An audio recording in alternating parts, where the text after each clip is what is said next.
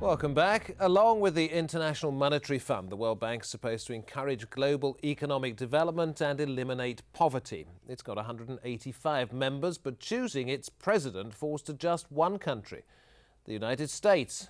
According to World Bank rules, the institution's 24-member Board of Governors chooses the president after its executive directors nominate candidates, but traditionally, the US chooses the president because it's the bank's biggest single donor and has enough power to veto other nominations. All of the World Bank's presidents have been American. In return, European countries choose the head of the IMF. It's been that way since the bank was founded, and many of its members see the process as unfair and outdated. Now, some of them want the selection process changed and made more democratic. Dennis DeTrey, to you first of all, since you happen to be in the American capital and that's where the president of the World Bank is chosen, is it time for a change?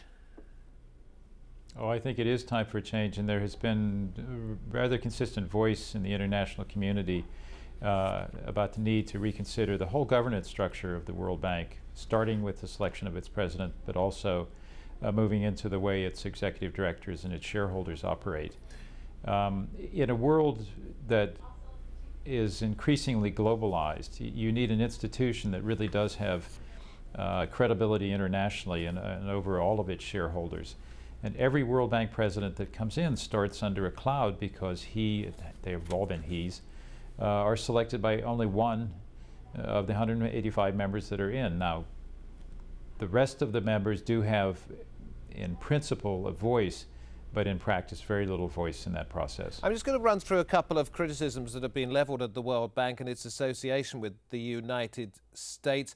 Going back to the 1960s, 1970s, after losing in Vietnam, Washington pressured the bank, it was said, to suspend all loans to the country. More recently, following the fall of Baghdad, America, it was said, ensured that the bank lent to the new Iraqi authorities. Just two cases there. And Alex, if I could come to you first of all, are those criticisms founded? Are there political favours given by the World Bank?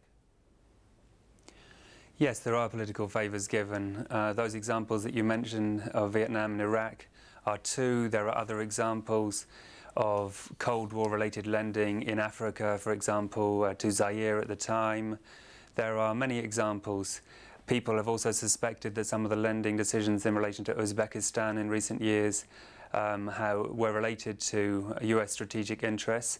Of course, it's very hard to trace and pin down exactly who has pushed whom to make which loans, because the minutes of the board of directors are not transparent and available to the public. But we definitely You mean nobody can see what's actually going on? No, no one can see who voted for what on the board of the World Bank. So it's hard to see how these decisions have been arrived at and steered through. But we know that the political interests are at play and also commercial interests. The World Bank started an advertising campaign a few years ago designed to get members of Congress to put more money into the bank. And it was emphasizing the huge amount of contracts coming to different congressional districts around the states, for example, for Caterpillar tractors. Anyway, they soon withdrew the advertising campaign because they found it embarrassing to show the extent of these contracts coming from an organization primarily meant to be alleviating poverty on the ground. Dennis DeTrey, we were discussing before we went on air, let's bring the point up again now, that it might be something that taxpayers will get very cross about, seeing this money being spent in this way. But you say no taxpayers' money goes to the World Bank. No, none taxpayer money goes to supporting the administrative budget of the World Bank. Taxpayer money does go to support the International Development Association, and indeed, as Alex mentioned, the owners of the bank provide capital to the bank on lend. 3% of that capital is paid into the bank, and that's another drain, but a relatively small drain on taxpayer money. Actually, I think the shoe is on the other foot. The reason that the World Bank goes into these campaigns, ill-advised as it was, is because it really has to deal with two constituencies. It has to keep taxpayers in developed countries, rich countries, happy, and it has to keep its client base that it's serving directly in the poor countries happy.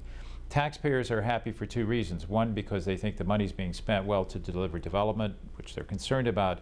But the other is that all of the myriad of constituencies in the rich countries, the contractors, the providers of service, etc., To the extent they see themselves benefiting from this, of course, they're going to be more likely to support it.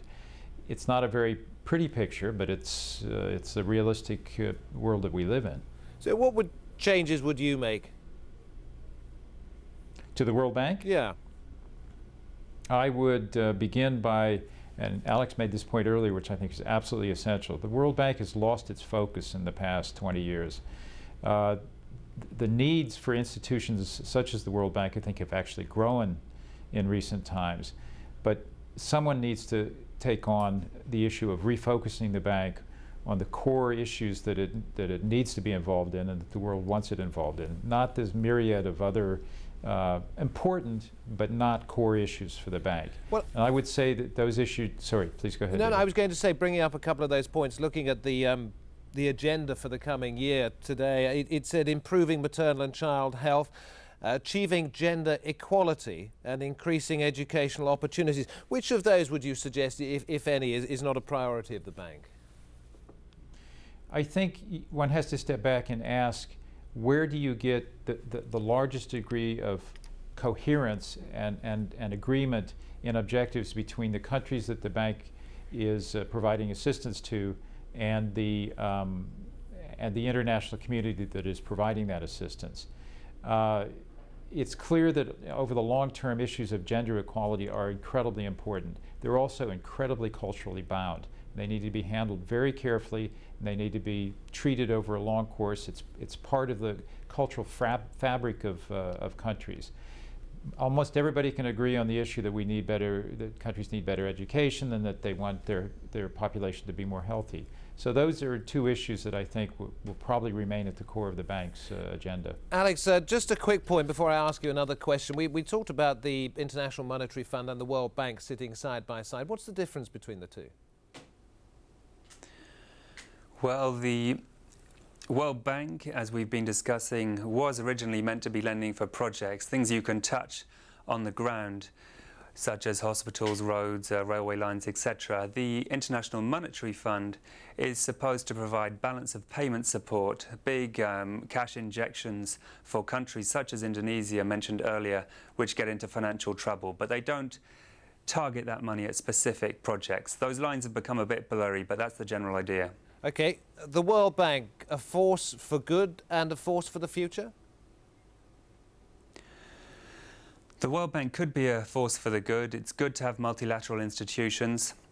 However, many people have strong doubts about whether it really is multilateral or whether, as we've discussed, it isn't too dominated by the United States and Europe and pushing their interests. If it can be rebalanced and proper checks, transparency, citizens' control of the institution introduced, then there is some possibility that it could be the force for the good. But there's a lot of work to be done, a lot of changes to be made. Dennis Dutrey, is there the will for these changes, and without them will the bank not survive? I think that's the $64 million question going forward. I actually think one of the silver linings in the very dark cloud that surrounded recent events at the World Bank may have been a wake-up call to the bank's shareholders, its staff, and its senior management that serious reform needs to take place.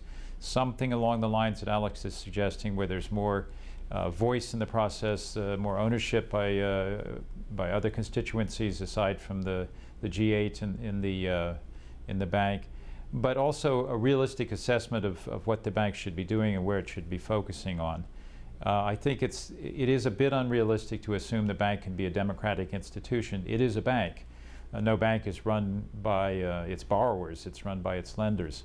So there has to be some balance, but I fully agree that a rebalancing of voice, a rebalancing of power structure, and certainly a move to a more multilateral management structure is going to be essential to the bank's future.